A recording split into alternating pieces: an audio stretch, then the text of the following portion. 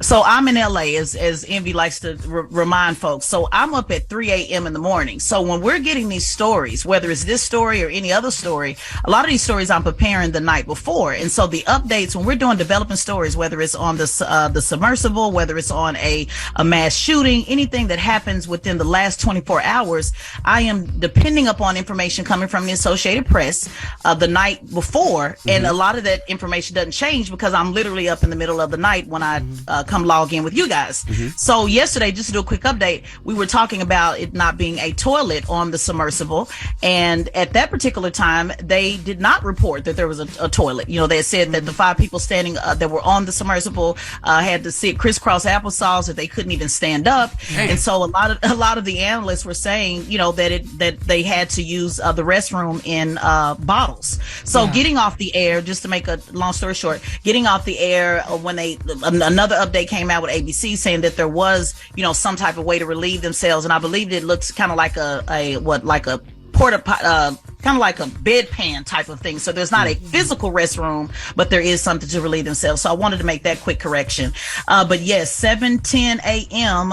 Is when they said they will be running out of oxygen on the submersible. Still a lot of crews out there trying to figure out what those sounds were. A lot of folks were saying, you know, well, the ocean's not a quiet place, so you could be hearing sound from anywhere. But they said that the patterns is what they're finding encouraging. But again, no guarantee. They don't know what the sounds are. They're still trying to figure it out. They've been in close contact with the family, you know, to just kind of let them know they're trying to keep hope alive. And then I just went on a deep dive with it, pun intended, on this story, and just saw a lot of folks who, you know, this is not the first time that people have actually went down to the Titanic. You know, humans have done this before. And there was one guy that said when he went down that the submersible they were in got caught in the propeller, and it took them about 2 hours just to, you know, to be able to remove themselves from the propeller. So this has happened before, but just as a point of clarity, whales don't even go down this deep. This is like the as deep as a Grand Canyon twice.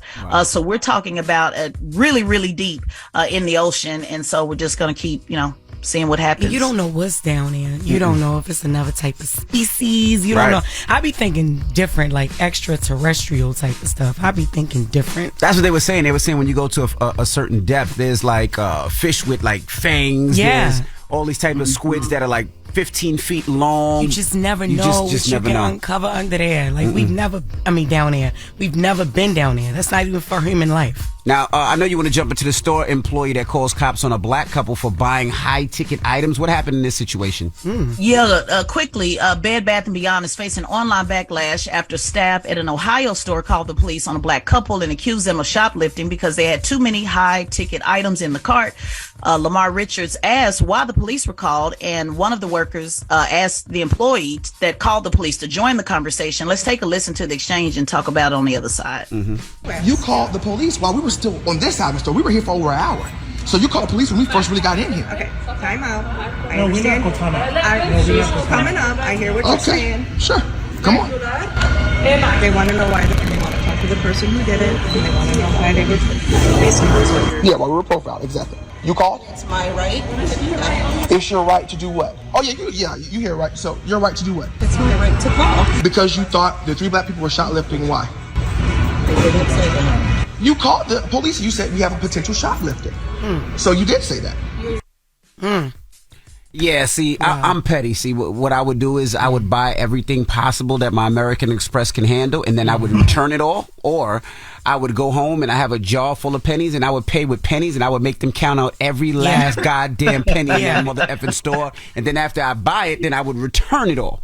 Like I would be that petty. I would want to put those workers and those people in such a problem, in a place of uncomfortability, that they would never do that again. Yeah. Well, in this case, since Bed Bath & Beyond, a great idea for those who are looking for petty ways to do stuff. But in this case, Bed Bath & Beyond is closing. So all of their stores are closing on June 30th. So it is going to be a final sale. Yeah. And some of the Party Cities, just as FYI, is also closing, and the Bye Bye Baby stores. So a great idea. But in this case, there were final sales. And so I guess they were assuming, you know, that maybe people were being, you know, in their shoplifting. Now, this particular couple just bought a new home. So they came in and he went further on to say, absolutely. you know, this was a closing sale. You know, I didn't know I had to get, I could only get a certain amount of items. And I just want to give you a couple of facts. Let's see what the FBI says about shoplifting, because, you know, I love facts. 61% of property crimes, which includes shoplifting, 61% were committed by white people, 32% by black people. So less than half of who's actually being arrested for shoplifting are black people. So that was a profiling gone wrong. And then just so folks know that people are not making this up,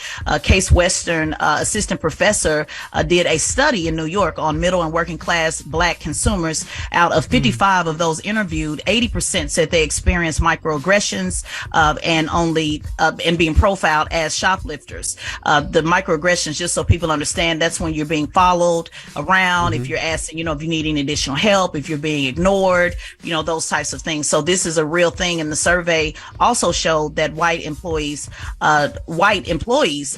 were even found to profile black consumers. So this is a real thing. There's also a case study about this as well, and lawsuits where people have sued and won, you know, based on this type of profiling. That's crazy that they was getting judged for buying too many high ticket items. Me and my boyfriend just went there and spent $741 because they are closing. So everything is like between 60 to 75% off. Right. Everything. So we're going to get high ticket, and nothing is high ticket. We're going to get high ticket items, low ticket items, everything. Like, we almost spent $1,000 and got like so much stuff for the house because everything is like 75% off. I just think it's so. I don't understand that. I don't think it's so sad because I don't think there's a black person or a minority person listening that hasn't been followed in the store before or hasn't felt disrespected, like their money doesn't matter, their money doesn't count when they go into a particular store. It could be there, it could be anywhere, it could be when they try to purchase a car. And I know we got to go, but one situation, I was a teenager and I was in one of these stores one time, and my father was with me, and me and my father, you know, I went one way, my dad went the other way, and my dad knew a security guy that was in there because it was my dad's ex-partner. And the guy was actually following me around and didn't know that I was my son. Yeah. And my dad was like, well, why are you following my son? Why are you following him? He was like, oh, nah, we just looking to make sure he doesn't steal anything. So my dad was like, that's my son. But so that's what they do, which is sad, but very sad. And I'm sorry that couple had to go through that and deal with that. But that is Front Page News. We'll see you in a couple minutes, Tez. Absolutely. Thank you. Get it off your chest. 800-585-1051. If you need to vent, phone lines are wide open again. 800-585-1051. Hit us up right now. Get it off your chest. And Jocelyn Hernandez will be joining us next hour. It's The Breakfast Club. Good morning. The Breakfast Club. This is your time to get it off your chest. Keep calling. 800-585-1051. We want to hear from you on The Breakfast Club. Hello, who's this? Yeah, Envy, you know the vibes is Mellow. What's the word? Mellow, what's poppin', man? Hello. Say what's up to Jess. Yo, man. Yo, what's up, Jess? How you feeling? I'm good, baby. What's up? Yo, first of all, don't call me baby. I love you. All right, so boom, right? I have a real thing that need to get off my chest. Can you let the world know that natural women are still in? Like, you feel me? Like, I'm tired of all these BBLs. And I'm not talking about Brazilian butlers. Because there's women with Brazilian butlers who look good. You feel me? Like, SZA, she thick skin and Steve Harvey mustache. We that. But I'm not going to hold you. Like, the BBL I'm talking about is the booty and baby legs. Like, stop it. I don't want to see that in the sundress. I don't want to see you in them wrestling suits. Like, your time is kind of in the winter. Like, enough is enough. I'm with you, Mello. I mean, I love him. I think we need to get back to the just natural beauty. I mean, what it's doing out there to a lot of these kids, a lot of these children, where they feel like they want to be their favorite celebrity. Yeah. It's very scary. There's nothing more beautiful than just a beautiful woman that's natural, has natural curves. I love it. I agree with you, Mello. Yes. Word too. And then they have the nerve to start workout plans. Like, what? Come on. Well, listen, I am gonna say that they have to work out to keep that BBL up, babe. You can't just get a BBL and then expect to look good just because you got a BBL. You have to work out, so that's why they working out, babe. Hello, who's this? Hello, DJ Envy. This is Jamaica. I live in North Carolina, Fayetteville to be exact. Okay, what's what up? I want to get off my chest is how upset I am that Jocelyn Hernandez is a guest on the show today. I don't know Big Legs. I saw the video, and when I saw the video, I wanted to come through the screen and serve Jocelyn. Okay. Well, you know, She need to run up on a real one like me. All right, Jamaica. I mean, I could tell if your name is Jamaica, I could tell you're a real one. Yeah. This show is the perfect balance of righteousness and ratchet. You know, one day we'll have somebody talking about Juneteenth, and the next day we'll have a politician on, and then the next day we'll have Jocelyn on. That's why this show is the Breakfast Club. Yeah. We have a little bit of everything. Yes, I love Breakfast Club, but this is my thing. For so long, Jocelyn's behavior and her attitude has been that she can do what she wants, say what she wants, run up on people. And I didn't like the fact that I saw the video, there was guys and girls that was with Jocelyn that also attacked this girl. Yeah. Jocelyn smacked somebody in the back of the head that had nothing to do with nothing, and then got mad when the girl threw a drink on her. Yeah. It's like everybody keeps condoning, everybody keeps hyping it up, and she just needs to meet her match. And I just want her to know I am her match. She can see me at any time. Okay, Jamaica, calm down. We don't want you to go to jail. Jamaica, calm down. Sounds like you got something to live for. You got some kids and some babies and something. Calm down. They all grown, so it's whatever. It ain't worth it, Jamaica. Jamaica, we're not bailing you out. Calm down. But we will discuss that, and we will talk to her about that today. We're going to talk to her. So, she will be joining us next hour. But Jamaica, calm down, okay? See, y'all got Jocelyn on the show today. I should be on the show tomorrow. Y'all ready to go to the room? I'm trying to tell you. Jamaica, what are you doing next week? Because I need some security when I'm in L.A. Do you feel like working? Just ask me. You know what? This is really funny that you said this, DJ Envy, because people around here that know me, they know me. Like, what you see is what you get. This is me all the time. I'm serious. How much do you charge? I need an like extra soldier just in case. For you, it'll be free just to come in and meet you, Charlamagne, and maybe even Jess, because I love Jess. Oh, I love you too, baby. Well, thank you, Jamaica. Get it off your chest. 800-585-1051. If you need to vent, hit us up now. It's The Breakfast Club. Good morning. The Breakfast Club. It's a new day. This is your time to get it off your chest. Wake up. Whether you're mad or blessed. It's time to get up and get something. Call up now. 800-585-1051. We want to hear from you on The Breakfast Club. Hello, who's this? This is Louie. Hey, Louie, get it off your chest. Good morning, everyone. Good morning, honey. So, what I wanted to know was, in the form, the stupid form that we have to fill out when it's race, you have to put white, black, Hispanic, right? Mm-hmm. Okay. So when you guys talk about statistics, is Hispanics included in that white? Oh, you talk about the shoplifters? Yeah. Well, let's go to Tez on line one. Tez. Yeah, great question. And again, I guess since you have Ms. Hernandez on the show, that was one of the things that people were bringing up last week when she was arrested, that she identified as white on her. I don't know if you guys knew that, but she identified as white. That was a big thing going on as well. So people, according to the census, you can, if you're going to identify with being having Hispanic, and then what is your actual race? Some people identify as black. Some people identify as white who come from, who have an Hispanic origin. Right. So that's a great question. And that was a big deal on last week because, there was the conversation, I guess, that she was having about race with Amber Rose. Oh, yeah. So people brought that up and said, well, wait a minute, you identifying as white. So great question. And that particular stat that I was using just to answer her question in the FBI, that particular one was saying black. So it could have been people who have, Hispanic heritage and not, because it just says black. It just depends on how you identify. No, you didn't say Spanish or Hispanic. I did. Because every time we say someone black, I throw my Hispanic people in there because they with us. So I just always throw them in as minorities.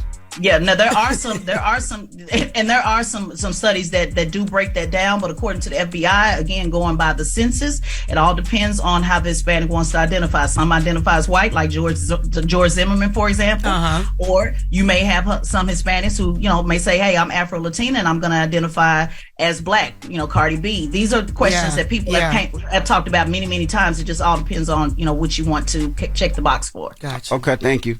Hello, who's this?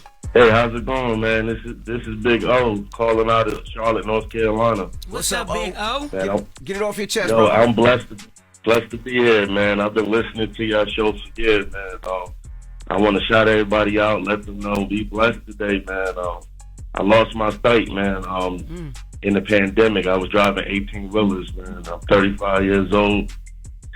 I got a daughter that's 14. I got 3 children. I'm a father of 3. I'm out here trying to make it the best way I can, man. My daughter's big in sport. How'd you lose your vision, brother? Yeah. Well, my brakes failed on my tractor trailer, and I had to make a split decision, man.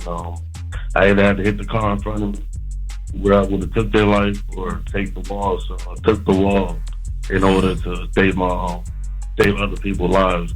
I'm down here with no sight because of that. Man, got well blinded. Jesus Christ. Jesus Christ. Yep, 19 hours of surgery, resuscitated 5 times, and I'm still living. And you still here. I was ready to say, listen to you. For a reason, you brother. Still here. Well, we appreciate you. Yeah, I wanted to just, if it's possible, DJ Envy, I'd like to give out my Cash App if anybody want to help. Hold on. Let me get your Cash App. Go ahead. What's the Cash App, brother? $, the letter O, WILL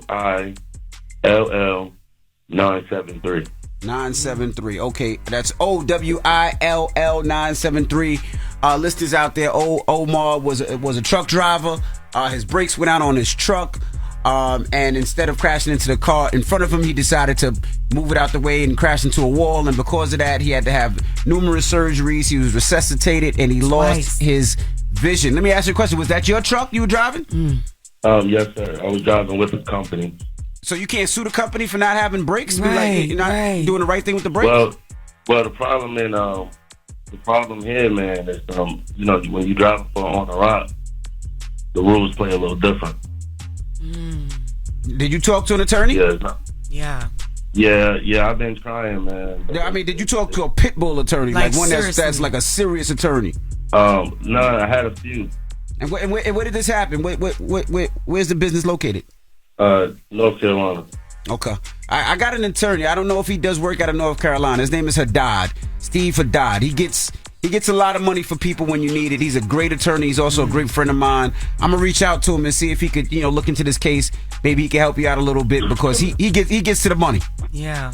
Man, I appreciate it, man. I thank y'all for what y'all do too, man. I get up every morning and listen to you guys, man. And just hilarious and all of them, man. Y'all be having me cracking up.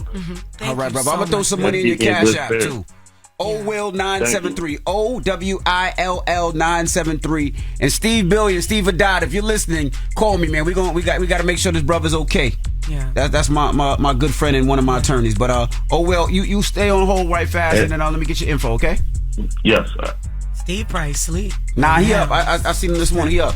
626. You seen your lawyer? No, I seen him, but I seen him post something on Instagram. I was gonna say, come on, why you seeing this man at 6 a.m.? No, it's on Instagram. You know when you see something on Instagram, I seen him up this morning. So he's just active now. Yeah, he's active. I was gonna say, why you stop past his house this morning? I ain't past. Yo, you stupid. Yo, get it off your chest. 800-585-1051. Now, Jess, we got rumors on the way? Yes, we do. Don't ask me like I know. Well, we're gonna be talking about Boosie. He was granted a bond, but he wasn't released. Really? Yes. Well, we'll talk about Boosie when we come back. You ain't S. All right. Just hilarious is here. It's the Breakfast Club. Good morning. The Breakfast Club. Morning, everybody. It's DJ NV, Charlamagne the Guy. We are the Breakfast Club. Just hilarious is here. I am. Charlamagne is out a couple of days. Let's get to the rumors. It's just for the mess. And my news is real. Child, the ghetto. This is the Rumor Report. So my news is real. Allegedly on the Breakfast Club. Ooh, honey, it's ghetto up in here.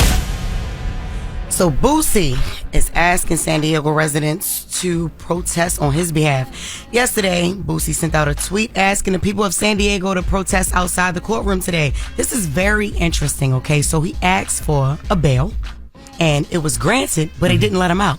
And he already paid. He paid. The judge approved it, but the prosecutors was like, no, we're not going to let you out. I didn't even know that could happen, but you learn something new living in this world every day. The prosecutors denied it. Then they made an official request to keep him detained, right? Because it wasn't official. They was just saying we're not going to let you out. After he paid and he thought he was ready to get out, they didn't. It was an official request to keep him in there. And Boosie is like, but they don't have no real proof to keep me detained, right?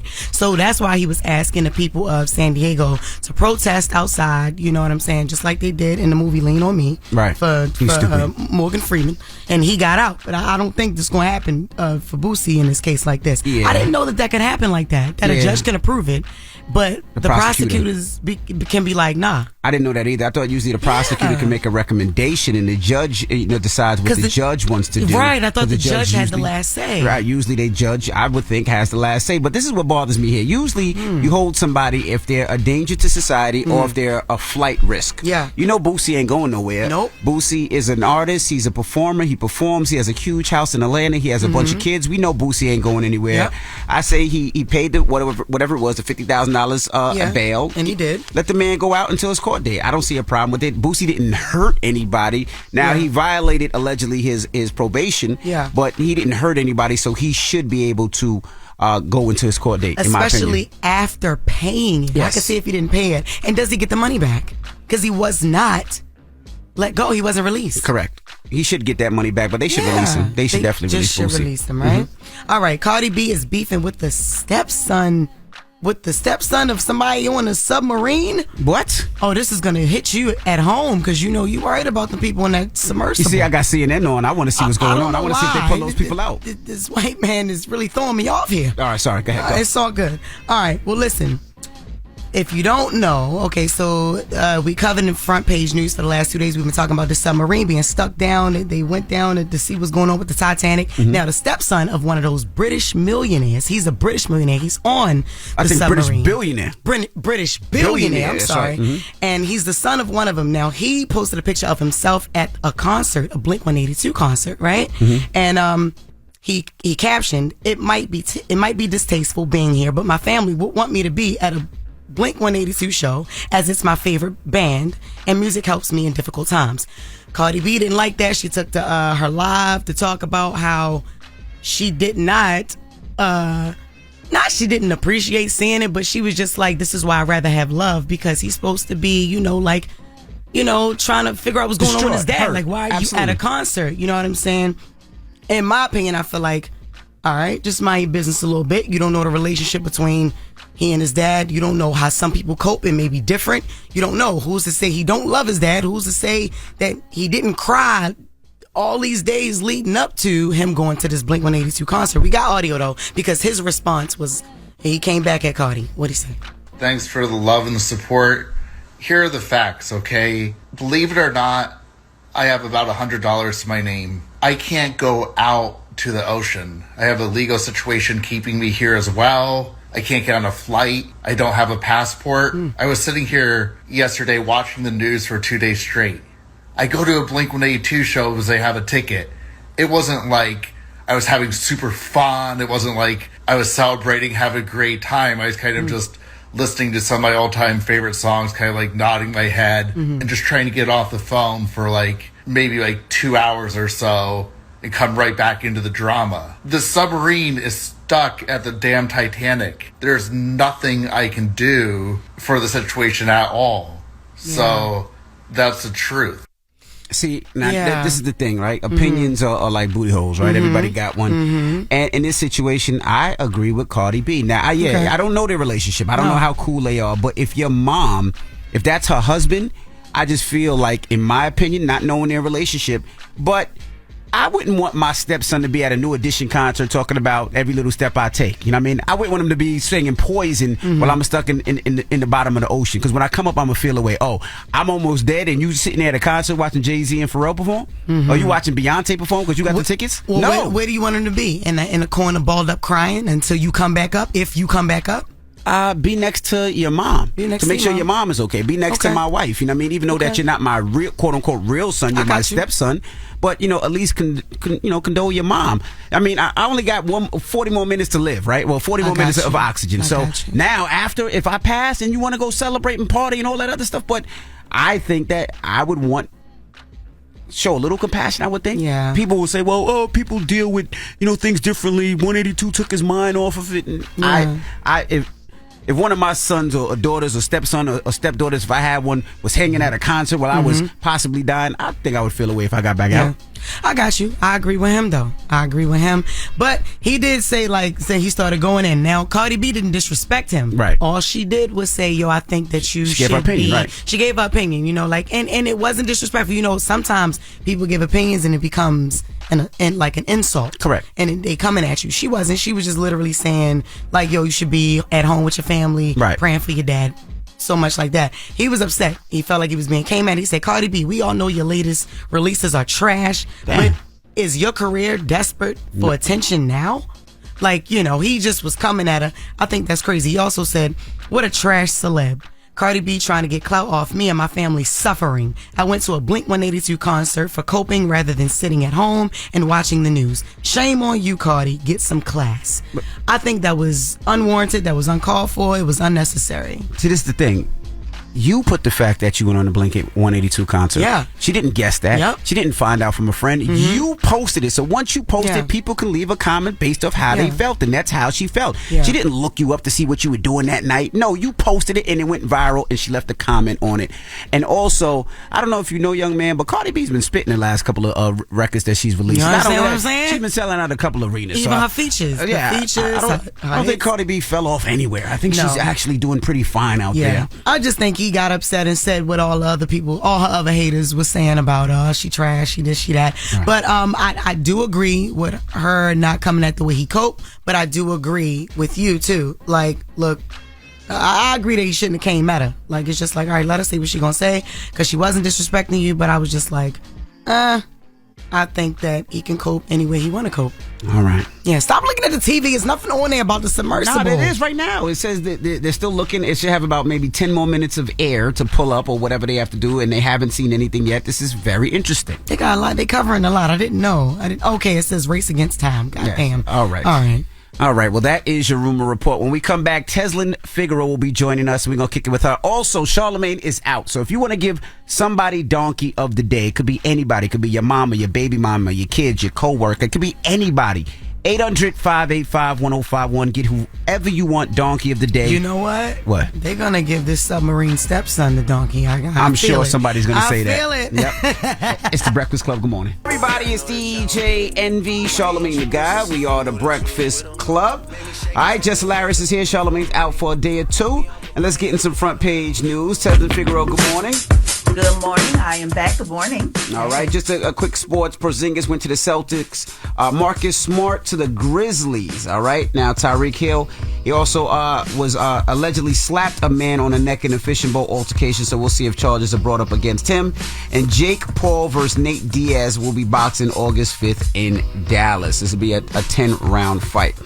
Now let's get to some news. Now police say Idaho dad killed neighbors over alleged incident exposure by neighbor's oldest son. What happened here? Yeah, this is a doozy here. So bear with me as I try to break this down as simple as I can. So an Idaho father, his name was Major John Kaler, killed a neighboring family because he was upset that the neighbor's 18-year-old son had reportedly exposed himself to the man's children. Now I'm going to summarize this as best I can. There were two families, the Kalers and the Smiths. Now they shared a duplex, and as you know, when you share a duplex, you share a yard. Yeah. The 18-year-old Devin Smith exposed himself in front of his bedroom window in view of Kaler's young daughters while they were playing in the yard several days before this past Sunday. And Sunday was the actual shooting incident. Now, the exposure incident was reported to the police, but while they were waiting on the investigation, this past Sunday on Father's Day, the two families got into an argument over how the allegation was being handled. Things escalated and Kaler shot two adults, which was the 65-year-old grandfather and the 41-year-old daughter, and then he shot them near the door. Then he went in the house and killed the two sons, who were 18 and 16. So he's killed this entire family. Jeez. Now, his wife told the police that her husband warned authorities that if there was another indecent exposure, if that was to happen again, he was going to take care of it himself. Now, she interpreted that as, possibly beating up the guy. And so when after he killed all of the people, he gave his wife his wallet and said, "Make sure you know that tell the children that I protected them." So 4 people murdered as a result of this incident. Damn. And now, what? Just a quick question. I know race has nothing to do with it, but I'm just curious. I'm always curious. Were they white? Were they black? Were they Asian? Were they Hispanic? Yeah. The killer was a white guy. This is such a sad case because you would hope that the police would have been able to figure this out fast enough. You know what I mean? And I'm sure they wanted that young man to be locked up. But, you know, as a father, not to say that I agree or that I'm saying that I would or anything like that, but if somebody exposes themselves to your child, sometimes you don't know what you would do. You know what I mean? You look at your daughters or you look at your kids as so innocent and such little angels, and the fact that somebody is exposing themselves will make you definitely, absolutely, positively wild out.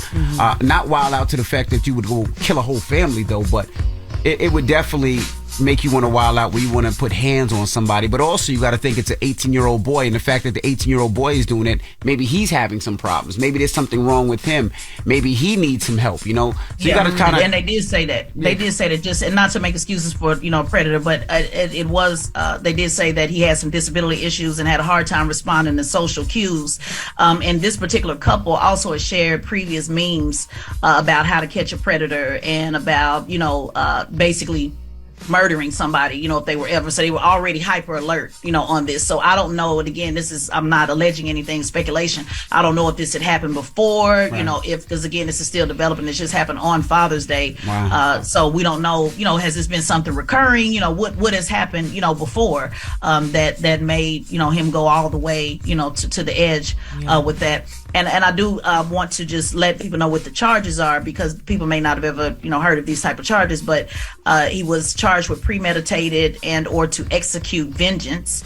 The other killings were allegedly premeditated to execute vengeance and or committed a burglary as well. Under Idaho law, burglary is entering a house or an apartment with an intent to commit a felony such as murder. And then, you know, I got this for you also, because I know MD always asks me about the gun laws. And so in Idaho, you do not need a state permit to purchase or possess any rifle, shotgun, or handgun in the state. It is an open carry state. So anybody 18 and older can carry a weapon without a license, open or concealed, as long as they have not been banned from having a gun. So now, very interesting story here. Would an insanity plea work here? I mean, because the fact that it's, you know, it's your kids and your family, and sometimes when somebody messes with your kids, you do turn black, and I mean, not black as, you know, that, but you just wild out.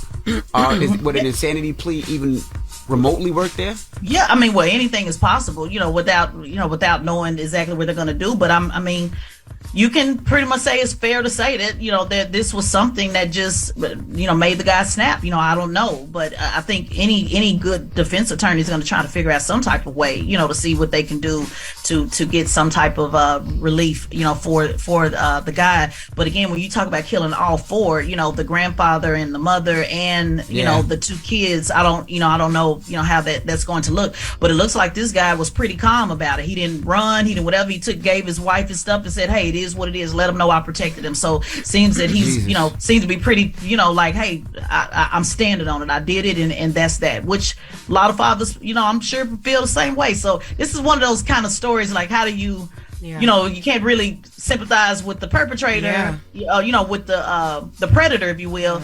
But then as a parent, you like, I don't know, you know, I mean, come to mind. The first thing I know a lot of dads would be like, yeah, I would do the same thing. Nah, F that. But you also got to think about it. You make that permanent decision, and now you never see your kids again. Now, you know, you say you protect your kid in that one moment, but now who protects your kids for the next 30 years of their life? Right. You know? Very sad case. Very sad case. Damn. All right. Well, sorry I ended on that note, but I was going to say, damn, it just got so quiet. All right. I mean, I'm thinking about that now. You know, the submarine, they have no more oxygen. I know. Envy is really committed to this submarine. Girl. It is a very interesting story, though. People were getting upset and saying, why are y'all so into it? Because it's fascinating. Yeah, it's fascinating. Damn. All right. Sad. All right. Well, thank you, Jocelyn Figueroa. Tell people where they can find you. Find me on Instagram, Jocelyn Figueroa. I get it in with the comments, guys. You guys can come on my page, comment. Somebody's already commented this morning, upset about the stats. So I do read the comments. We debate. And you can also follow me on my podcast, where I actually cover these stories and go into more detail on the Black Effect Podcast Network, Straight Shot No Chaser. Find me on Instagram, Jocelyn Figueroa. All right. Now, when we come back, Jocelyn Hernandez will be joining us. We're going to kick it with Jocelyn. She got a lot going on. And of course, our own Jess Hilarious was hanging out with her last night in the club. Okay, all right. You ain't have to say that. We'll talk to Jocelyn when we come back. It's The Breakfast Club. Good morning. The Breakfast Club. The strip club. It's a gentleman club. It is a strip club. Shout out to Starlets and Marty and everybody. So, okay, so the cabaret, the cabaret, I'm on my fourth season. Yes, congratulations. Yes. Four seasons, girl. That's a lot. That is a lot. And I own the show. I own the IP, my intellectual property. I wrote it. I wrote the cabaret. I created it. I produced it. I do everything about it. I act in it. So basically, it's like a group of ladies. They compete to be inside of my cabaret. Actually, last performance, which was Saturday, I had 12 ladies dance with me on stage. Some of them put themselves on fire, shoes on fire. Christ. They skate on stage. So it's like a whole show that this girl's actually moving to the house. They compete. It's like Tyra Banks with her show, with the modeling show, except that they're dancing. They're not modeling. So wait, they set themselves on fire on the pole? On the pole, they shoes, they kitty cat, everything be on fire. The kitty cat be on fire? The kitty cat be on fire, DJ Envy. That's what I'm trying to tell you. You're not talking herpes and chlamydia. Now you're talking about flames. Yes, no, not that type of messed up fire. I'm talking about like fun fire, like a real show, Yeah. Definitely this season the ladies stepped their game up because season 1, season 2, season 3 of the cabaret, it was great, and we built to it. The first season I was trying to get the ladies to understand my vision. I want to do a cabaret with my music, and I want some dancers. And since I'm a musician, I want to do it on TV. I want the girls to dance. I want to make it make sense. I want to make it make one. Some of the girls didn't believe. Season 2, we did it. One of them won $10,000. We performed in Atlanta. We did the whole choreography to one of my songs. So that was great. Season 3, I went on tour to 12 different cities. It was a lot. It was quick. It was fast. So we really didn't have an actual show. But the people loved it. They seen the girls getting on stage doing their thing, doing the pose. But now season 4, it's more organized. We got a routine. We got a whole show. It's a 30-minute show. I think I'm performing like 8 songs for 30 minutes. And, then I do my meet and greet. My last tour, I would just go and just keep performing. But now I have to I have to preserve myself. I have to film. And I'm actually also filming season 4 of the cabaret. That will be airing next one on Zeus Network. You think people don't take you serious because of the Love and Hip Hop, because of the College Hill, because of the cabaret? Like they don't take you as serious as you feel like they should? I feel like they take me super serious. I always have sell-out shows. I have my fans that are personal fans of Jocelyn, that if you go on my Instagram or my Twitter or any of the hashtags of the cabaret, they sing my songs word for word. Word for word. Like I do shows sometimes with 1,500 people, 2,500 people, 100 people. 300 people, 500 people. It's different cities, different shows, different locations. And every city you go to, they sing my songs. Every song, not just birthday song, not just Vegas, I Want to Ride, but every night of the week, Que Rico, Finger Check, Slay, every song, they Run Me My Money, every song that I have. And I have, I've never put out an album, but I put out singles like all the time. And so I definitely feel like people has taken me seriously. Do I feel like it took them a long time? Yes. But do I feel, who am I to be before anyone else? I just have to keep working. If I believe in myself, I have to just keep pushing. I love that. I see a lot of different things for you. It's like, why the hell you won't get into pro wrestling? Why what was happening? Like, why you won't go into pro wrestling and get paid to slap a nigga? What is wrong with you? I'm saying, she's slapping security. You're supposed to protect you. She's slapping this. You ain't quick enough. Foul. So I tell you what. I'm not really, I just got out of jail. Yes. I just got out of jail. Yes, ma'am. So it's really not too much that I could talk on that. But I will, because I was gone, girl. I was in Lauderdale, Broward County. I was cold, came out with a cough and everything, girl. I thought I was going to die. Damn, they left me up for 2 days, and I'm sitting up here sick as a dog. Why me? Why me? So I can't really speak too much on that. But what I can say is that I'm gonna always protect. Yes. How do you say it again? Protect. Yes. Me. Right? Always. And if you see me out here in the streets, when you two and in the world, America, whoever knows me know where I come from and what I've done and how I've changed, I'm just making sure that I'm straight and no one hurts me. You know, so the media only show you one thing. It looks like a whole lot of chaos, but you might not know what happened prior to that chaos, like 5 seconds before or 10 seconds before. You just see like the rah-rah, and because it's me, it's always so much bigger than what it actually is. Yeah, and that's another big point too. So it's like, even to keep going back to it, Love and Hip Hop, they had you. I know that it was a lot of tension with you and Mona, because it's like she always wanted to portray you in that light. You know what I'm saying? Do you ever feel any way about that? Like how you would beef with Mona about it, and you go over and Lil Lamel, he got you, looking the same way when you're so many other things and just fight her. Well, I say this. I would say this. Shout out to Mona and shout out to Lemmy. Yeah. They both gave me amazing opportunities. And I will also say I'm a grown person, right?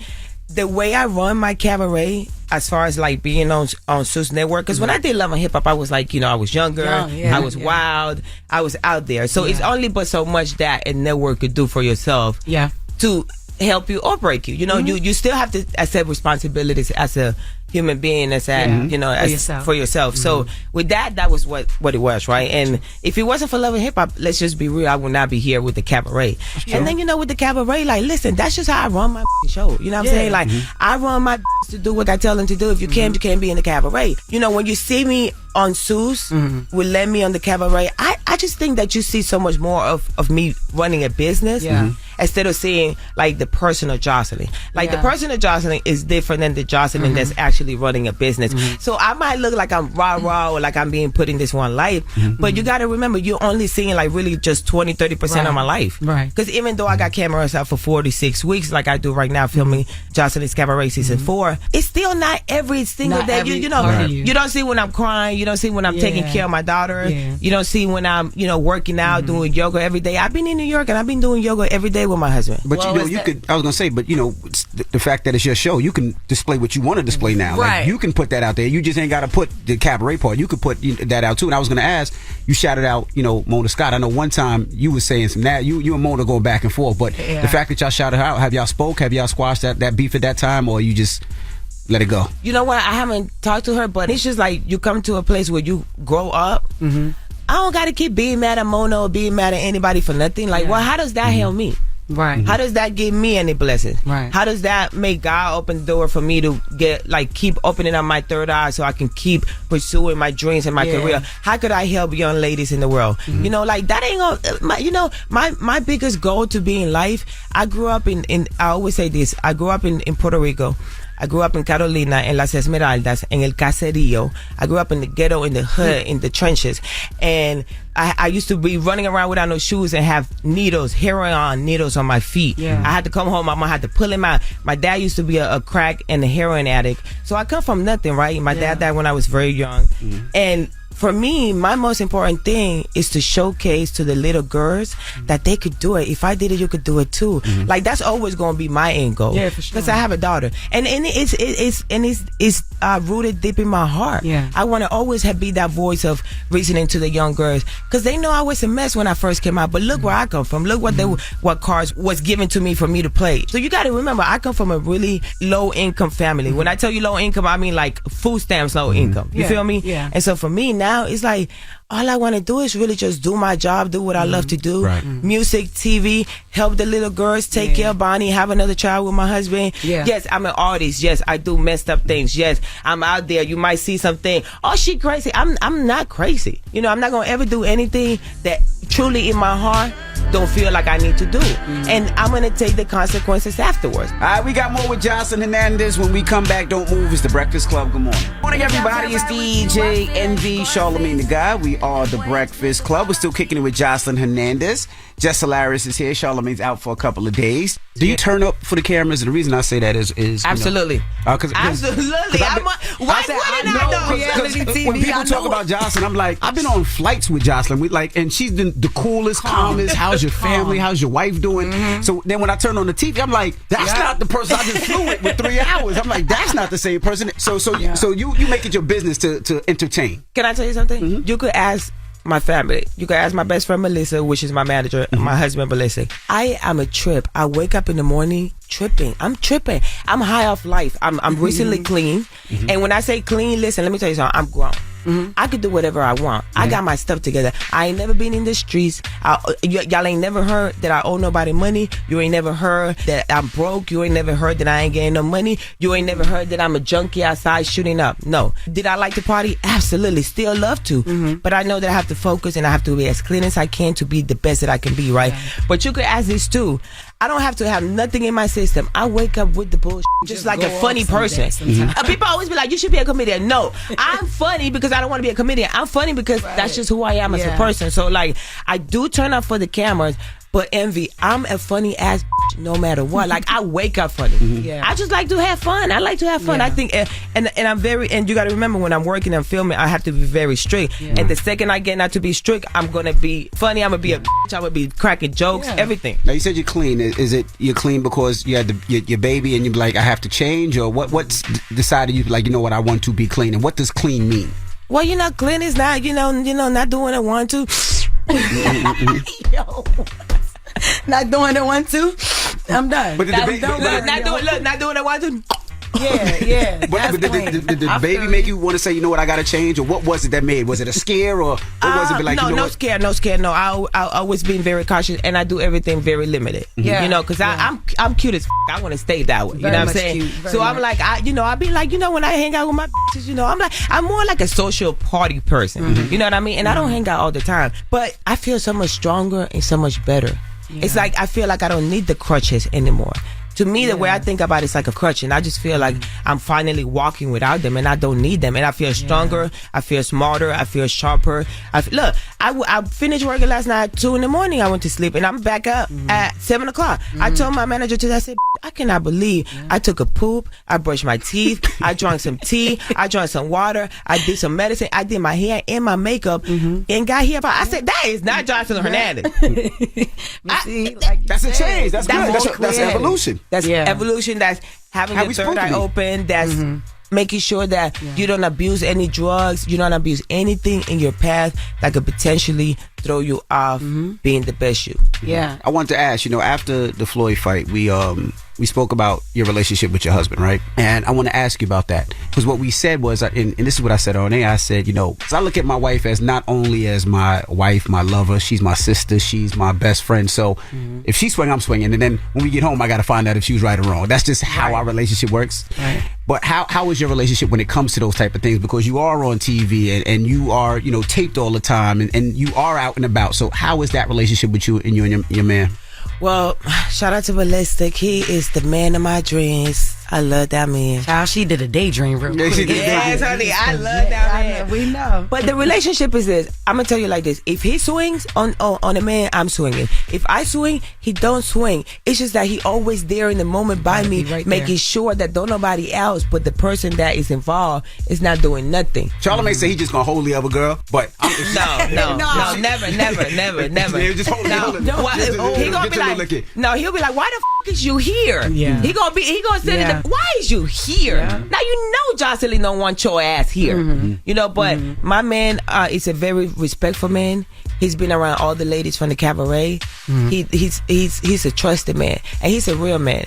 He will not swing on a lady, and he's never swung on no lady. If he looks at the heat of the moment where he might be screaming or they're holding, making sure that don't nobody else do anything to me, he gonna always do that as a man, because that's what a man's supposed to do. You know, and he's so strong. He's got all that African power. If he swings on a lady, she's dead. Look at that man. That man 6 feet so tall, 200 and some pounds. He's a big old strong man. You know, so he know better than that. You know, and he doesn't do it. Now, you know, without talking about the incident, but you performed that night. I performed. That was my first time performing at an arena. Shout out to Lemmy for letting me do that, because I asked Lemmy Lemuel from the owner of Sus Network. He put the fight together, and I was like, "Oh my gosh, Lemmy, can I perform there?" And he was like, "Sure." I was like, "How was that performance? Yeah, butterflies." Because you perform. I perform in my shows that people know my music and they come to see me and pay to see me. I never performed in a place where they go to see Floyd and you gotta try to win them over. I got you. You feel me? So that was my first time. So I was nervous, but we've been practicing because I'm also filming the cabaret here in New York. So we've been dancing every day, and it went really good. And then actually, the girls, I had just picked 4 dancers that I just met in New York to dance with me. So we learned that routine 24 hours prior. And you trusted them and not even. I mean, I gotta trust something. Right. If I wanted to go well, and it went well. Look, here's what I can say. Yeah. When I did my first song, they were clapping. Yeah. Right. I was like, I'm at the arena and they clapping for me. This is good stuff. Yeah. These people don't know my music. These old people coming to see people fight. Like, them old people don't be out there really just knowing what, like an underground artist like myself is really doing. Right. Like, yeah, they might have heard my song, Do It Like It's Your Big Day, and I want it right in their grandkids, house or their children's house, but not like that. But you don't know. You don't know. You could have. You don't know. Some of them old people was probably leaving it. It was like my me thing. Yeah. Or whatever. You never know. They were clapping. I was like, oh, so many fans. So I was excited about that. I did like a 3-song set because I only had like 7 minutes and 30 seconds, and I thought it was great. Now, were you drunk that night? Because people asked, were you drunk? I had.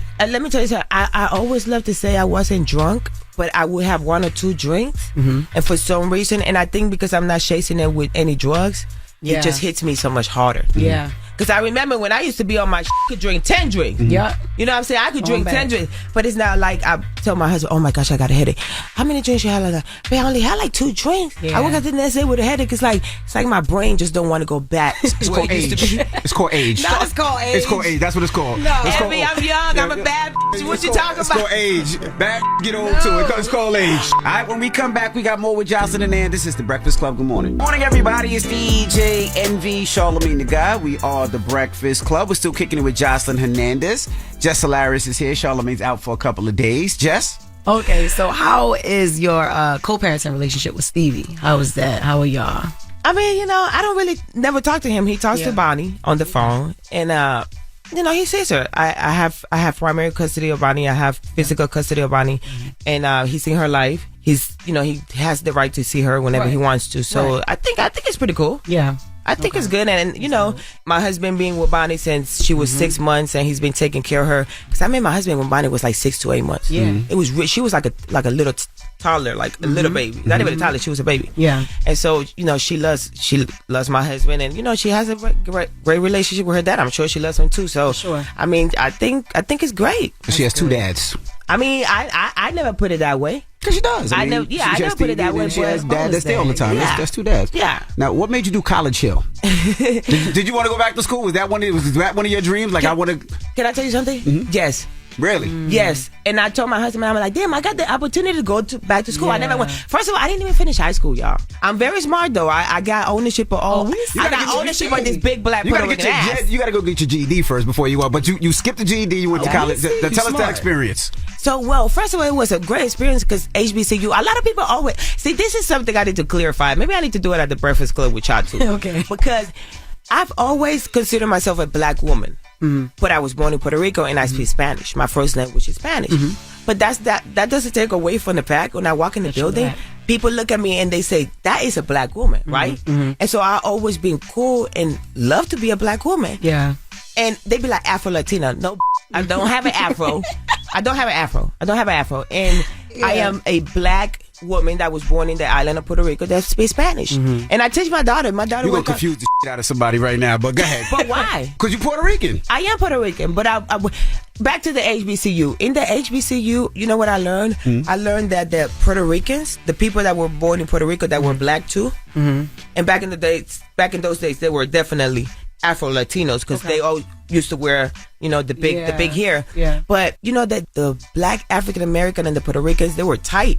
When they were trying to do everything with the freeing the Negro and stuff like that. That's the stuff that I learned at the HBCU in Alabama. Yeah. They were kind of telling us how the black Spanish and the black African American came together, and they were so much tighter than we actually are now. Yeah. But me, I consider myself the same culture. Yeah, I consider myself a black woman that was born in Puerto Rico. Yes, I'm Latina because hablo español. Of course, I speak Spanish and I'm Latin. But for me, it's more than just saying that. For me, it's just that I'm proud to be black, whether I'm Spanish or not. And I just feel like a lot of people just have a problem with me being so proud to be black. Yeah. What's wrong with me proud that I have this color? Yeah. And what's the problem? And was that what kind of ticks you off with Amber? Like, cause I kind of seen that. It was like even like what happened? Because I don't know. Tell us what happened with Amber.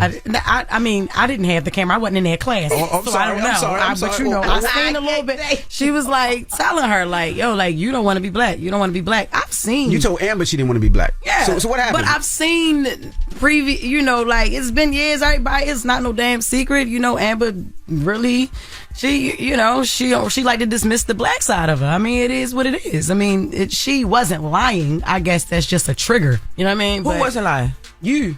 At all. Wasn't lying. I'm saying it was just a trigger. I wasn't lying. I wasn't lying because I wasn't lying, and I wasn't lying because we were talking about being black. Yeah. And I just had to let the know you don't want to be black. You came out of a big black just like I did. My mama got a big old black. She's a Puerto Rican woman, but that lady black. Yeah. And her mama was blacker than the table. My mama. So I come out of black.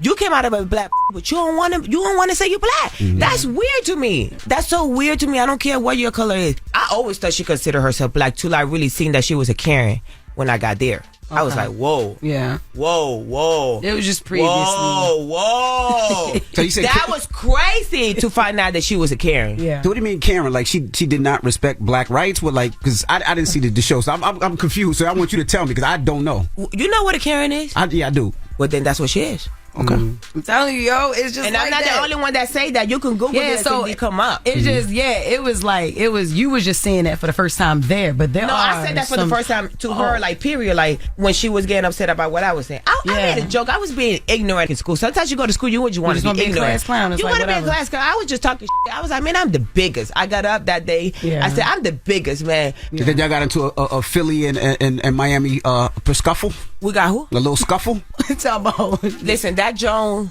is not from the part of Philly that you think she's from. Hey, yo, I'm done with her. That Joan is not from... Jocelyn practiced that one. That Joan. Every the only thing I practice is my bullet points that I'm supposed to speak on. I don't practice nothing else. Everything else is going to always be me, and you should know that. That Joan. That Joan. You know, my husband is from Philly, so you know I know a few words. Philly. Hey, yeah. Okay. Now, I got to ask you, Big Lexi. Don't know that. Okay. I really want to know who she is. I didn't really know who she is. See, you don't know her? I don't know her. She don't know her. I wanted to know what, we don't know her. We don't know her. I never knew. We never knew her. Didn't know. I didn't know. I don't know. I was just trying to figure out because I Googled that. I seen like that night. I Googled and I seen it and I was trying to figure out. We don't know that. I don't know it. So I was going to ask, Love and Hip Hop, would you ever do it again? It seems like the ratings are... Absolutely. I want to go do it. I want to do it right now. Oh, please. Really? I want to do it right now. Whoever's in charge of Love and Hip Hop, come holler at the princess. I'm going to come through. And Ballistic is cool with going on there and then having the family and everything? I don't know. Ask him. I don't know. Please. Ballistic like, look, man, I'm already this far in. I might as well do that too. I'm just going to say they need some more ratings. And I need her to go ahead on over there, man. But which one should I go to? The one in Miami or the one in Atlanta? Miami. Okay. She'll turn up anyone she goes. Because I live in Miami. Yeah, please go to Miami. Do Miami. You don't owe nothing else to Atlanta. You already put that franchise on the Miz app. I need you to do Miami. I do it. Please. Why not? Are you making money off the mugshot? They said that you were putting... Everybody listen, Jocelyn's CabaretTour.com. I should have brought y'all something. Listen, why we bring Jessica enough? So you are selling mugshot merchandise? I am, and it's going to make sense. Listen. Can you please go download that thing right there? Because it's going to look good. I had on the Louis Vuitton briefcase with the Louis Vuitton shoes and the Louis Vuitton glasses, the mugshot, and the jean afro. Ooh, I was fly. Look, she is like it was a fashion show. Oh, yeah, babe. I thought I was in Paris. And killing it. Yeah, thank you, babe. So go get your t-shirts, yeah. Jocelyn's CabaretTour.com. You can go get them. Well, Jocelyn, we appreciate you for joining us. Thank you so much. And like I said, I see you all the time, and you're so kind and so nice. Yeah. But I ain't gonna front. You might want to get in boxing. After this is all over, you might just want to just maybe even a couple of little. Can I truly tell you something? If I wasn't an artist and I didn't care about breaking my face, I would do UFC. Oh yeah, I would. I love it. That's what I said. I would do UFC. I wouldn't box. I would do UFC, but I can't. I told my husband all the time. And her, I'll be like, I would do it, but I can't because the first thing it's gonna break on me is my nose, and then it's over. But it's so fixed. She could set it up how she want to set it up, and she, not the UFC. That is not fixed. Well, no, that's why I said wrestling. I mean, because she can do wrestling, and that's big money in that shit too. I would do UFC. You want to do UFC? I'll break this down. See? I'm a great fighter. Listen, you know what I told somebody the other day? I said, because I told somebody, I said, you do karate, don't you? You ain't gonna do no more karate than me. I don't know karate, but I know crazy. I know crazy. I know crazy. You know what's his name said that? What's the singer name? James Brown in the song. Oh, I don't know karate, but I know crazy. She know James Brown too. I know that's right. All right. Well, ladies and gentlemen, last question. Is that your security guard out there that was out there at the fight that night? You know what? I travel with about 20 security guards, so I'm not sure. Nah, you know which one I'm talking about. I'm talking about the 3-piecer. Is that the one right there? The 3-piecer? And is it a slap test that they got to get through? I cannot stand y'all two. Why y'all so funny? Why is y'all so funny? When I seen him, I noticed him before I noticed you. I said, I know him. It's like, don't we want to be like, you good? You good? That's why I asked him. I said, you good? You all right? You sure? I asked him, I said, you need some water? Evan, don't ask him no shit like that. Why would you ask him that shit? Listen, I'm gonna tell you something. They get plenty of money from the suits. They be just fine. Damn right. We know that. We know they pay. Ladies and gentlemen, it's Jocelyn Hernandez. The Puerto Rican princess, the biggest. It's the Breakfast Club. Good morning. Thank you, babe. Everybody, it's DJ NV, Charlamagne the God. We are the Breakfast Club. Jess Hilarious is here. Yes. And let's get to the rumors. Get it. It's just for the mess. Am I using my real? Child, the ghetto. This is the rumor report. Am I using real? Allegedly on the Breakfast Club. Ooh, honey, it's ghetto up in here. Oh, we got a lot of beef, so it is ghetto up in here, Nene. Okay, first of all, Babyface addresses Anita Baker beef. Finally, because at first, it was just her doing a lot of talking, right? But Babyface finally broke his silence. He recently appeared on an episode of the Jason Lee Show. First of all, Babyface, why are you sitting down with Jason?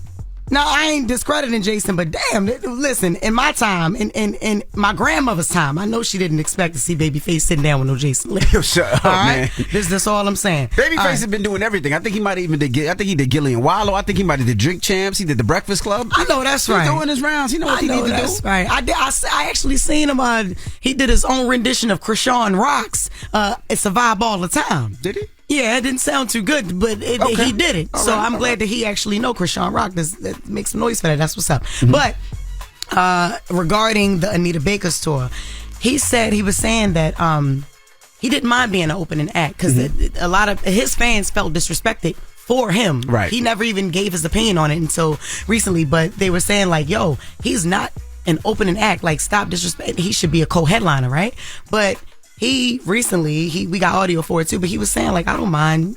Go ahead, because Envy liked to hear it. Go ahead. Woo, y'all already know I wasn't nothing to deal with 20 years ago. That ain't, that's not Babyface. Nah, that's a dummy right there. No, that's another story. You got Babyface audio? He ain't got the Babyface audio. All right, anyway, it said we got audio for it, so that ain't my fault. But anyway, he was basically saying, yo, for Anita Baker, I will be an opening act. Right. Like, I don't mind that, because that's his OG. So that's not really a big deal. That's not a big deal. Since Anita Baker uploaded the clip on Twitter a couple weeks ago, it's just been an ongoing debate or whatever. But I just wanted to clear that up for him. He said he didn't mind being an opening act, and he's been so graceful throughout this whole little beef. I love that. Well, it's not really a beef because he wasn't beefing. Nah, you know? she was beefing. He wasn't beefing. He said there was a lie. The fact that he said he didn't like Beyonce, he just said it was all cap. But he's not on that. He took himself off that tour. I love that. I love that. I love it. Anyway, NBA YoungBoy supports Nicolette Gotti's threat to Yaya Mayweather. And this is so stupid to me that he could support something like that because she called you a zoo animal, sir. That was a racial slur that she gave to you, and you could not stop trying to be so disrespectful to the Mayweathers for 1 second to even see the bigger picture in it. Do we have audio for that? Yeah. I'm really trying to speak on shit as it came across this page. We got it, daughter. Man, I'm gonna tell you like this. I hope you do that bitch the worst way 2-3 years from now. I don't give a f***. It ain't my business. I hate that hoe. And when it come to her daddy, that don't need to be in my mentions. I don't f*** with him. Your brother lost the fight. Every man gotta lose. Every dog had a day, man. That's how they go. Hey, I idolize your daddy. Man, next time you ever disrespect me, y'all gonna have to bomb me. Have a blessed day, beautiful. Jesus. So at the end, yeah, he did seemingly come back at her or whatever, but I just felt like you still a clown because this is what she said to him. Floyd Mayweather, she posted John Gotti's daughter. No, John Gotti's sister. Yep. Yeah, his sister, the guy who lost the fight to Floyd. Floyd Mayweather, your daughter was ran through by an animal with 12 different baby mamas. Dang, for real? You know, you can't. Oh, now wow. coming from you punks. It's cool when they do it. It's a problem when not do it. F them. That's right. But anyway, yeah, that's crazy. And that was his response. I can't stand that she didn't call him an animal. And his son. One time she called him his son an animal 3 times, a zoo animal. And that's what you said. You hate our daddy. You hate our daughter. You hate your baby mother. All that. Yeah, I mean, I get it. NBA YoungBoy might not have a great relationship with his baby moms. Doesn't have a great relationship with Floyd Mayweather. No. But the fact that, yeah, she did call you a circus animal. She called your child a circus animal. 3 times, she called you an animal. I mean, you can't ride with the op. No, you can't. You can't. Well, anyway. Elon Musk and Mark Zuckerberg got beef. Now, this is the white beef. And I can't believe it. Listen, we finally got a story about white people beefing. That's the great thing. Elon Musk tweeted that he would be up for a cage fight against Mark Zuckerberg. A cage fight, all right? So now they acting like the animals. Shut up. This is crazy. Mark posted a screenshot of Elon Musk's tweet with the caption, "Send me the location." That I can't even say nigga, but that nigga said pull up. I can't. These are 2 billionaires. Can you take these 2 billionaires serious? I can. What but are they beefing over? I don't know. Billions. We don't know. It's beyond us. In another tweet, Elon Musk seemingly picked the location already, saying Vegas Octagon, where the UFC fight takes place, right? People are debating whether it's beef or serious, or if they just having fun. I think Mark Zuckerberg is serious. I think Elon Musk ain't really taking him serious, but Mark is serious. He really want to fight. He want to scrap it down. And Mark trains. There's videos of Mark training, like really? The UFC stuff and the grappling and all that. Like, he trains. Oh, okay. So he really trying to get in the cage with this man for real. Elon Musk just look like he got a hard head. Pause. Like, you see his head is kind of like a hard head. So you know. Yeah, don't headbutt me with that. Yeah, exactly. So maybe we might see a fight between the 2 whites. We might see it between the 2 whites. All right. And the last story that we got to get to: Blueface mom shares the roster of celebs she turned down. Blueface mom, Khaleesa Saffold, or whatever her name is, must have gotten a fresh sew-in because she was feeling herself, and this is what she was saying. Woo, y'all already know I wasn't nothing to deal with 20 years ago. 25, put a week on it. Well, nothing to play with, okay? Ask somebody. Who I turned down? 50, Shaq, Cube, who else? Usher. It was a no. So mama didn't play. But I asked somebody, I wasn't nothing to deal with. You turned all them down and ended up with Blueface Dad. I hate you. I hate you. I hate and you. made him. I know that's right. Hate you. It looked like you should have turned somebody. You shouldn't have been turning them down, baby. I hate you. Yo, that is Jess with the mess. I hate you, Jess. When we come back, Charlamagne is out. So if you want to give somebody donkey today, I hate you. 800-585-1051. Whoever you want to give donkey of the day to. And then let's open up the phone lines. Let's have some fun. Coming out of Blueface's mom. Pause. 800-585-1051. Is there a celebrity that you guys turned down? That you said no to? Ooh. A celebrity that tried to holler at you and you said nope? Oh my God, I got like a couple, but you know what? I can't be doing it. 800-585-1051. I want to know, you could be anonymous when you call up here. What celebrity that you turned down? Yes. Let's talk about it. It's The Breakfast Club. Good morning. It's your time to nominate a donkey of your own. Remember now, it's how they choose. Call in now. 800-585-1051.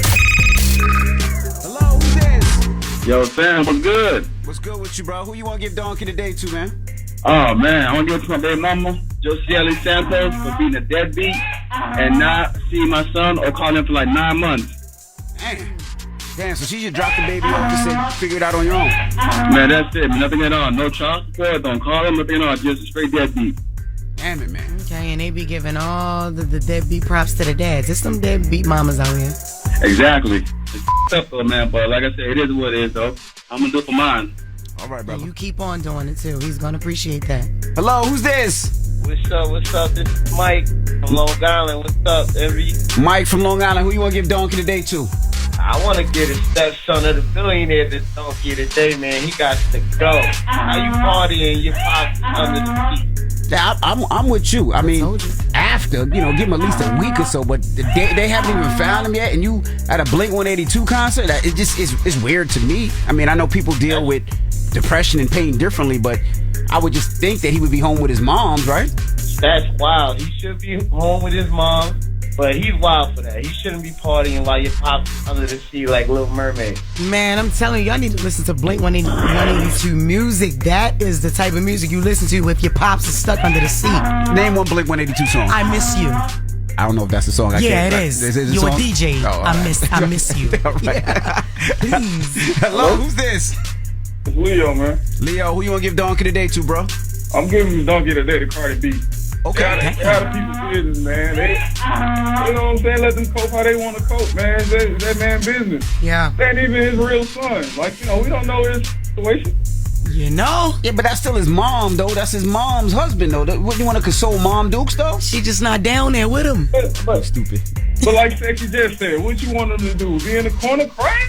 Yes, that's what I said. I mean, He been in there 96 hours. Yeah, he still got his real dad, probably. Damn it, man. It's a cold world. Hello, who's this? Hey, what's up? This is Lonnie from Merlin. Lonnie, what up, man? What up, Merlin? Merlin? Donkey too. Yep.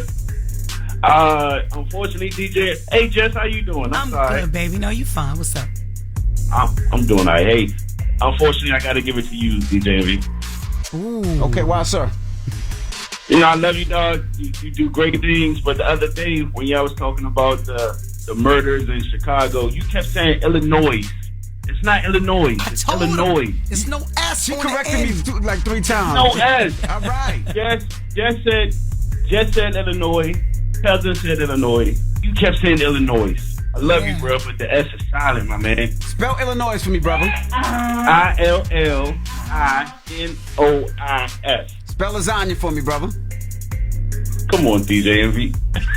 Spell it. No, spell it. Oh, God. Envy. He's Googling it. You Googling it. You Googling it. I know it. Right. See, I know it. Right. Have a good one, brother. I was going to keep going until you made that one up. Hello, Ebony. Good morning. Good morning. Who you want to give Donkey today to, Ebony? I would like to give it to my fiance. Your fiance? Why you want to give him Donkey today? I ain't even walked down the aisle yet. What's going on? I'm giving it to him because he basically assumed that my cousin was somebody I was trying to date. Your surgeon? We had a family reunion this past weekend. Oh. No, her cousin. And all the cousins exchanged numbers. And he basically assumed he was somebody that I was trying to talk to. Oh, so you was out with your cousin, he caught you, and he thought it was somebody you was trying to kick it to, but it was a family member. Correct. You never introduced him to that cousin. Why? But we just met this cousin. Like, we just met new family members we didn't even know we had from South Carolina. So you could understand that. He don't know this man with you. He want to make sure it's right. I mean, men have a little insecurity sometimes too. You know, that's the fact that he loves you. You know, he want to make sure you're not talking to no other man. And is your cousin sexy? Because if you just met a sexy cousin out of nowhere you hanging out with, I want to know what's going on. No. Okay. Well, give him a little grace. Yeah, just a little bit. He still get it for me today. All right. Thank you, Ebony. Thank you. All right. Donkey of the day, 800-585-1051. Charlamagne is out, so we open up the phone lines and let you give Donkey of the day to anybody you need to. All right, now let's open up the phone lines, 800-585-1051. Blueface's mom shares that she turned down a bunch of celebrities. Let's hear. Woo, y'all already know I wasn't nothing to deal with 20 years ago. 25, put a week on it. Wasn't nothing to play with, okay? Ask somebody. Who I turned down? 50, Shaq, Cube, who else? Usher. It was a no. So mama didn't play. But I asked somebody, I wasn't nothing to deal with. So we're asking 800-585-1051. What celebrity have you turned down? Let's talk about it. It's the Breakfast Club. Good morning. Pull out your phone. Call in right now. You call me. Add your opinion to the Breakfast Club topic. Break it down. 800-585-1051. The Breakfast Club. Steady calling my phone. It's topic time. Call 800-585-1051 to join into the discussion with the Breakfast Club. Morning, everybody. It's DJ Envy, Charlamagne the Guy. We are the Breakfast Club. Now, if you just joined us, we're talking about Blueface's mom. She was saying that she's turned down a couple of celebrities. Let's hear. Woo, y'all already know I wasn't nothing to deal with 20 years ago. 25, put a week on it. Wasn't nothing to play with, okay? Ask somebody. Who I turned down? 50, Shaq, Cube, who else? Usher. It was a no. So mama didn't play. But I asked somebody, I wasn't nothing to deal with. Now, Jess Hilarious is here, 800-585-1051. So we're just asking, what celebrities have you turned down? Don't look over here because I can't say nothing. Stop. I'm not going to tell you. I'm not going to do that. I'm not about How to many? do that. You're just curious, how many? Like a good 8 or 9. 8 or 9? And they were the millionaires. Oh, millionaires. Yeah, when we talking about brackets, I've turned down probably like 30. Why did you turn down? Were they ugly? Just not your type? No, not my type. I think some were gay. I think some were. One of them thought I was a man. Remember, I thought I was a born male. One of them thought I was a born male, and he's like fascinated with that. So he was like, "I need you." And he was disappointed that I wasn't. I was like, "No, I'm a woman, all woman, and like real woman." And he was like, "Dang, all right, never mind." Dang, all right, I was like, never "Damn, mind. yo, Jesus Christ." Well, how much? I could be a man for Yo, you. you shut up, man. But I'm not releasing no names. But yeah, it's quite a few. Okay. All right, well, let's go to the phone lines. Hello, who's this? Mazzy Monet. Mazzy Monet. What up, girl? What celebrity Hey. tried to holler at you and you said no? Drake. You better not be lying either. Send a picture of No, yourself. I have receipts. What's your Instagram? Let me see what you look like. What you look like, girl? 'Cause you know. MAZIIMONET. Oh, that's somebody that know they look good. She gave that up, no hesitation. Mazzy Monet. Absolutely. Yes. Where he try to holler at you? Yeah, where you see him at? Okay, so I'm a music artist, but my way of getting in was to be a video model back in the day. Ooh. And so his label that he was with reached out to me to be a video model. And so when they were Skyping me, they were talking and they put Drake on. I was like, oh, what's up? And he was telling me, he was like, oh, you're a music artist and you're a video model? And I was like, yeah. He was like, how bad do you want to be famous? Oh, boy. And I'm like, what? Dang, so this was Basically, back in the it was day? on This was back in the day, or was this like new? Recent. This was maybe like 6 years ago. Oh, I was going to say, was it Degrassi Drake, or was he like Money, This CMB was Drake? this was like right when he was like blowing up. Like this was like the beginning. Oh, so before the nice haircut and the beard. He just still looked like a little white boy. Okay. Okay, all right. I see you perform with Sukiyana the other day. I did, yes. Okay, all right. Well, you better go get Drake right now, girl. Thank you, mama. If he would have came different, he probably could have got it. But he just came very aggressive. Yeah. Okay, all right. You're lost, I guess. Hello, who's this? This is Dario German, the car plug.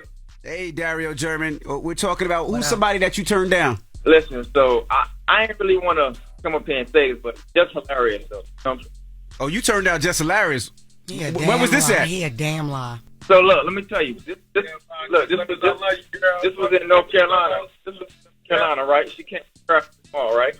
So she was with some dude, but I forgot he had glasses on, little dreads in his head or whatever, right? So look. Yo, tell your homeboy shut up for real. Now start the story over. I can't wear because I need to hear He this. was in Okay, North how long it Carolina. take? She was with some dude with glasses on and gray hair. Go ahead. So look, she came to the mall, right? And I was like, yo, Jess, let me get a picture with you, right?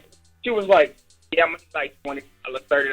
I'm like, I don't believe it. Your phone sounds too bad. I don't even believe him. Look, bye. He said We you trying done. to charge $30 for a picture. And I did. That's what I charged for pictures. Like, bye. But what are you talking about? There's no way you turned me down. You didn't have $30. That was it. That's it. There's no way. Hello, who's this? Hey, this is Kim. Hey, Kim. Good morning. Good morning. How are you? What celebrity did you turn down? I'm going to say this was a long time ago because I'm old, but Ice Cube. What was the situation? It was a crazy night. We had a friend that was going to... This was like fresh off of NWA, Ice Cube with the curl. Ooh. Oh, he was on tour. This is 40 years ago. With like Underground and Public Enemy. And we were actually walking around with Tupac when he was a dancer. This is when he was a dancer with Digital Underground. And, this is 50 years ago. Damn, Envy. What? But Tupac was a dancer. He wasn't even a rapper. Jesus Christ. Go ahead, mama.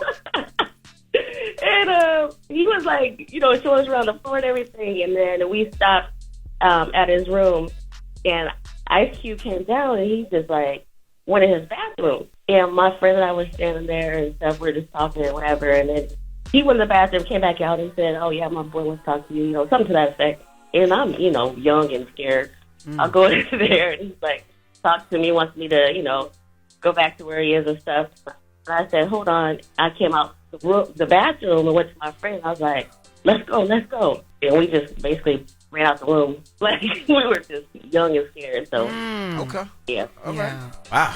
That was a Tupac story. Tupac Ice Cube story. That had to be 40 years ago. Yeah. And he was like, what you mean like a dance? He was a stripper? No, like his dance. Remember he used to dance for Digital Underground? He was part of like the dancing back in the day? I didn't know that. Yeah. Okay, no. Because I did see he did a photo shoot in the tub with nothing on, and I thought that was given like, stripper. Stripper. 800-585-1051. We're asking, this comes from Blueface's mom. She was talking about some of the people that she's turned down. So we're asking, what celebrities have you turned down? Call us up right now. It's The Breakfast Club. Good morning. It's topic time.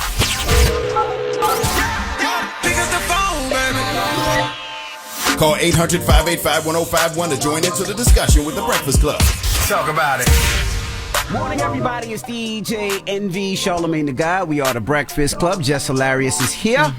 Now, if you just joined us, we're talking about some celebrities that you turned down. Hello? Good morning. How you guys doing? I love you guys. Love you too. We good. What's up? What celebrity you turned down, mama? That is Marcus Chung. 2009, he stayed at the Sonesta Hotel. At one point, I was front desk agent, and then he came in, he started hollering at me, so I turned him down, ignored him. Then like around midnight, sometime in the morning, he was drunk, and then he called the room, asked me to go up. I said no. Then I guess because I turned him down, he tried to get me fired the next morning because he stated that I woke him up, and it was my supervisor doing a wake-up call. And anyway, he tried to get me fired, but because I turned him down. And who was that? Mark Tony? Marcus Chung from Matrix. Marcus Jones from Matrix? Who's that? No, Marcus Chung. He's the one that drives the. I'm not good with names, but he's the one that drives the Matrix guys. The Keanu Reeves. He's the one that drives that one of those little things. Okay. I don't know what. But he's on the Matrix. But he's on the Matrix. Yeah. That was yes. He must have thought he was Neo the one, and he wasn't. Nah. Definitely not the one. Not the one. Hello, who's this? This is Charlene. Hey, Charlene. Good morning. We're talking about what celebrity you turned down. What celebrity did you turn down? Celebrities that I turned down was first it was Sean J. Bill Mob. We were at the strip club, and he called me my number, and it didn't go the way he wanted it. So I turned him down, and then I also turned down here performing in Jackson, Florida as well. Your phone is choppy. Who's the other person you turned down? Anthony Hamilton. Oh, damn. Anthony Hamilton. Yeah, I know. Where was y'all at? Y'all was in the elevator? No. I worked at North Track, and he had came shopping, and he was wondering why I wasn't going to the concert. I was working. I told him I had to work, and it was I couldn't leave my job. And how old were you? How old were you? This was when I was about 24 years old. Oh. Do you still work at Nordstrom Rack? I do not. Damn. I'm not there anymore. I was trying to get a little discount. It's already the rack. It's already rack, but get a little more discount. Thank you, mama. Hello, who's this? Irie. Hey, Irie. Good morning. Good morning. Now, what celebrity you tried to kick it to you that you turned down? Lil Baby. All right. Where was this? How this happened? Talk to us. So it was some years ago, like right before he blew up really big. Like he was passing out his mixtape, and it was like on Memorial Day, like Labor Day. I was at the gas station going to get some snacks. We were headed to the beach, and he pulled up in like this big body, and he pulled up to me and he was like, "Can I give you my mixtape?" And then I was just like, "Yeah, okay." Like everybody had a mixtape, like especially in my area. So I took it from him, and then he was like, "Hey," he was like, "You're beautiful. Can I get your number?" And I was like, "No, that's okay." And then it was crazy because like a couple of months later, he blew up, and I was like, "Yo, that's the guy that pulled up on me at the gas station." I still have that mixtape, like untouched in mint condition. So do you regret that? Do you think you should have given him a shot or what? I do, because let me tell you, I'm not even gonna flex. I was being a little judgmental. I was like, man, I was like another aspiring rapper. I got you. I respect her honesty, though. I respect her honesty. Yes. Blew your blessings. Damn. Hello, who's this? Hi, good morning. My name is Tootsie. Hey, Tootsie, good morning. She sounds like she's about to give us a whole list. Tootsie, wagwan, Tootsie. Mm-hmm. Okay, so my famous person that I turned down was Sanchez, the reggae artist. Oh, Sanchez, the That reggae one, artist. See? Sanchez. I was right with the wagwan. You was. Where did y'all meet him? Where did you meet him? Okay, so my brother from owned Alcatraz Sounds in Orlando, big up. May he rest in peace. And he always had events. And he always invited Sanchez to perform. And he was my favorite artist. Like, I loved his voice, loved his sound. Mm-hmm. I was a little disappointed that he was coming on to me. And I'm like, I love you. I love your voice. I love your music. And this man is coming on to me.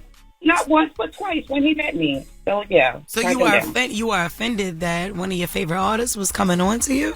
I was, because his wife, the first time I met him, his wife was traveling with him. As soon as she turned her back, he's like coming on to me, giving me this number, and I'm like, dude. Oh, okay. See, I don't know Sanchez. I didn't know he was married. See, she felt disrespectful because he's somebody's husband. First of all, yeah. Yeah, and I don't do that. I got don't you. let people and I loved him as an artist. Period. You know Sanchez, this song. Never did the mind. Oh, no, I'm missing you. I'm missing you. Yeah. All right. Well, I know it now. Oh, you know it now. Yeah. All right. Well, thank you, Tootsie. What if him and his wife were swingers, though? She blew that opportunity. That's true, man. She could have got swung around the room. What a guan. You stupid. What's the moral of the story? Don't block your blessing? Don't block your blessing. And so that aspiring rapper could end up being Lil Baby. That's right. Or Mozzie could have been with Drake. Or there you go. Mozzie could, or you could end up with somebody like Blueface Daddy. Oh, stupid. You better stop turning down these people, honey. All right. Better stop. When we come back, we got your rumor report. What we talking about? XXL 2023 freshman class revealed. All right. We'll get into that when we come back. It's The Breakfast Club. Good morning. The Breakfast Club. Good morning, everybody. It's DJ NV, Charlamagne the Guy. We are The Breakfast Club. Jess Hilarious is here. I am. And let's get to the rumors. Let's go. It's just for the mess. My news is real. Child, the ghetto. This is the rumor report. So my news is real. Allegedly on The Breakfast Club. Ooh, honey, it's ghetto up in here.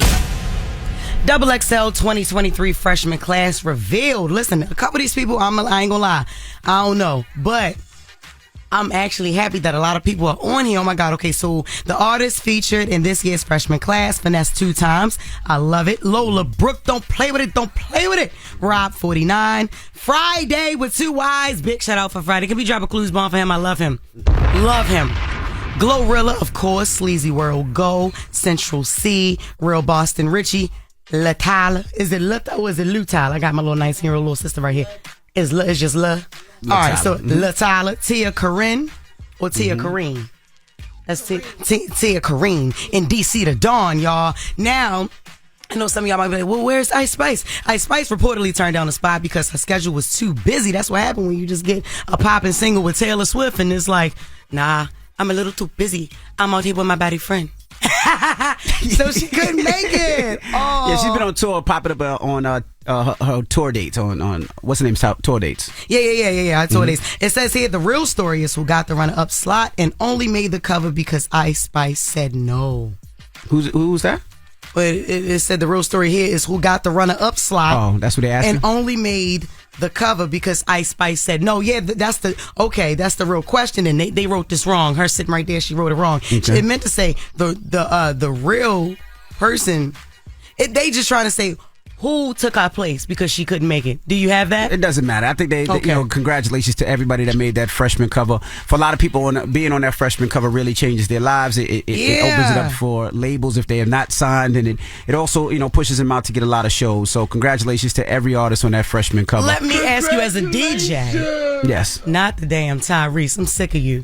Yo, let me ask you as a DJ, do you know this whole list? No, I don't know the whole list. Don't. I think you should. I know majority of them. You do? Finesse 2 times, Lola Brooke. Yeah, we do too. Rob 49, Friday, of course, Glorilla, Too Rare, Sleazy World. Okay.